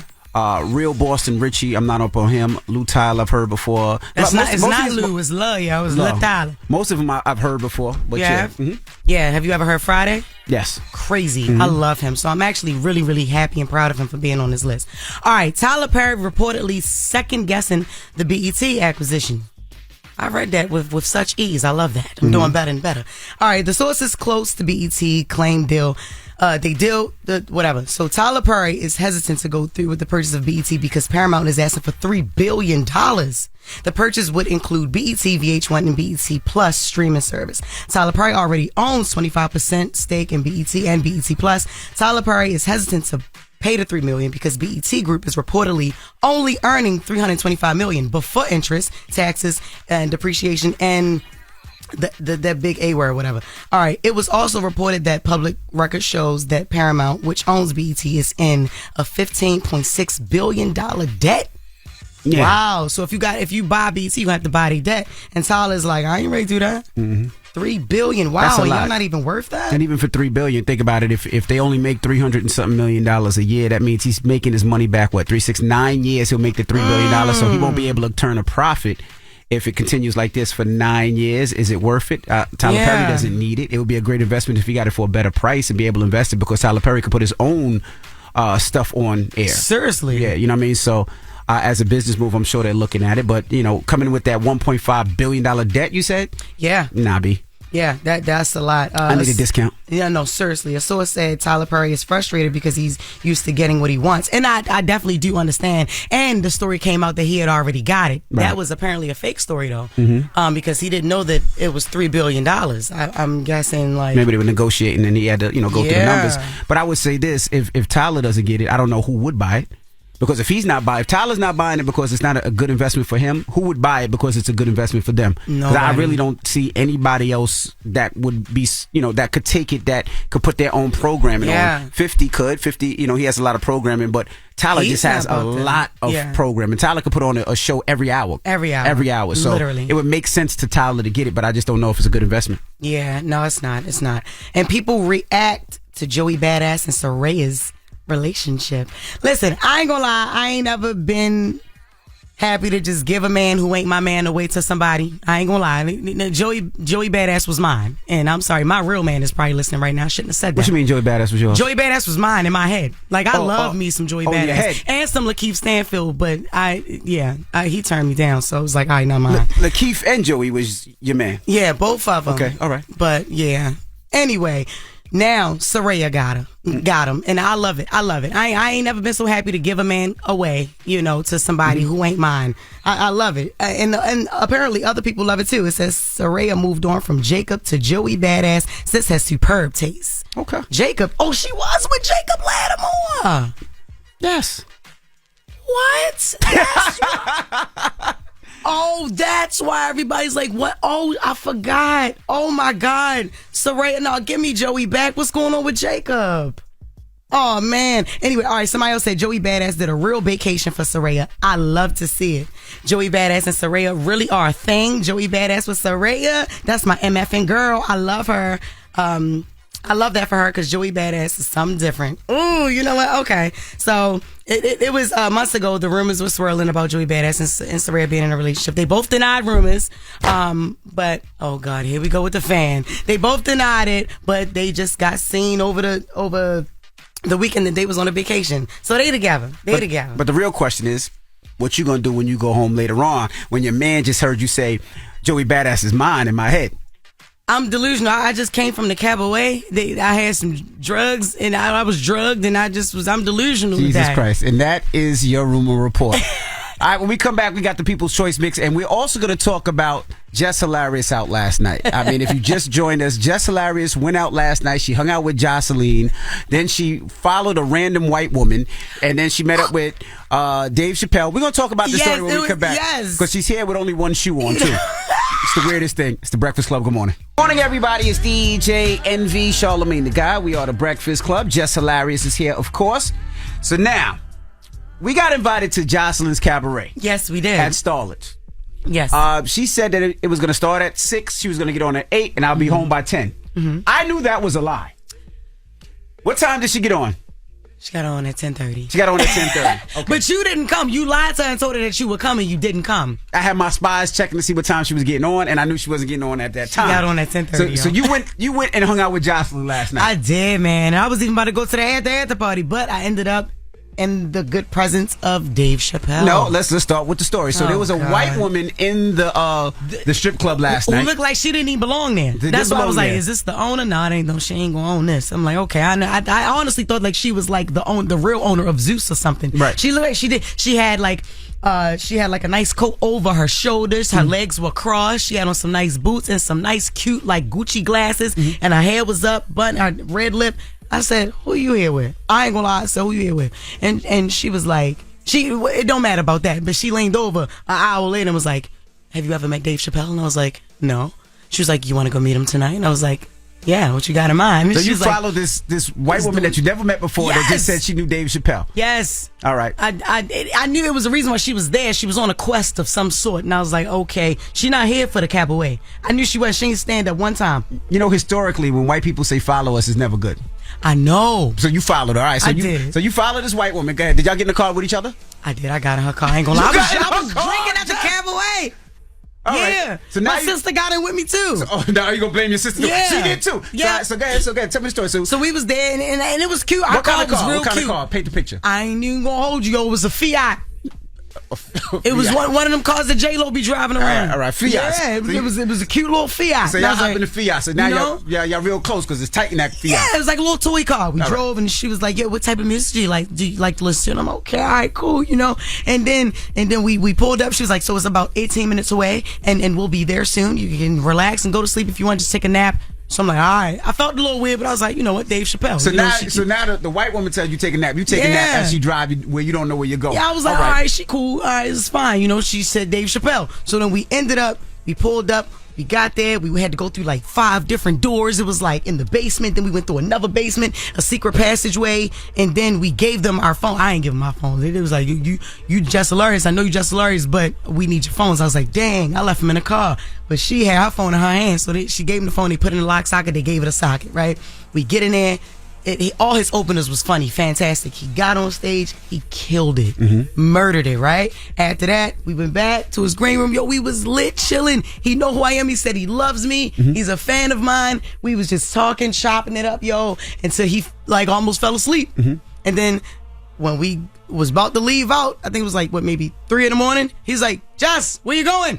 I said, I got work in like an hour. Yo, he was like, all right, have fun, do your thing. And I was like, okay. And Yo, it was just amazing. No, wait. Then you walk in this morning. Now, if you don't live in New York area, it was rainy this morning. It was rainy. You come in with one shoe on. One shoe. And one Louis Vuitton. It's Fendi. Oh, sorry. One Fendi. One Fendi slipper. Excuse-moi. I'm sorry. And one Fendi flip-flop. Yes. It's fur. Yes. Mink. Yes. So what happened to the other one, and why'd you only come in with one shoe on? Listen, my videographer knocked on my door at 5:40. I supposed to have been up, makeup ready, all of that. This ain't even what I planned to wear, but this is my own, very own clothing line. Shop Doctor Who. It's training gear or whatever. It's fitness gear. But no, I didn't plan to wear this. I wore this the other day, so I probably smell like... You wore the other day where? Some people. But you wore the other day up here? Up here, I drove up here. I rode up here with this on. Oh, okay, all right. He knocked this makeup from last night. I was trying to find my other slipper because I couldn't find my shoes. My son stole my Yeezys yesterday, and I was like, "Yo," he was like, "It's 5:56." I said, "Damn!" I only had one slipper on. We ran. He got all of it on camera. And I still made it to work. You made it to work on time. I'm not gonna lie. You made it to work on time. The first thing she said when she walked here is, "Envy, I made it. Do I stink? Do I smell? Can you smell I just want to make sure I don't stink. I don't smell. I don't stink. I don't stink. All right." So from the cabaret to Dave Chappelle, that's what happened. Don't ever judge a book. You can meet somewhere, somebody, anywhere. That white woman led me right to a pot of gold. All right. When we come back, we got the positive note. Yes. Don't move. It's the Breakfast Club. Good morning. Everybody, it's DJ Envy, Charlamagne the Guy. We are the Breakfast Club. Jess Hilarious is here. And now you have a positive note for the people, Jess? Yes, I do. Go ahead. Don't judge every white book by its cover. Breakfast Club, bitches! Y'all finished or y'all done?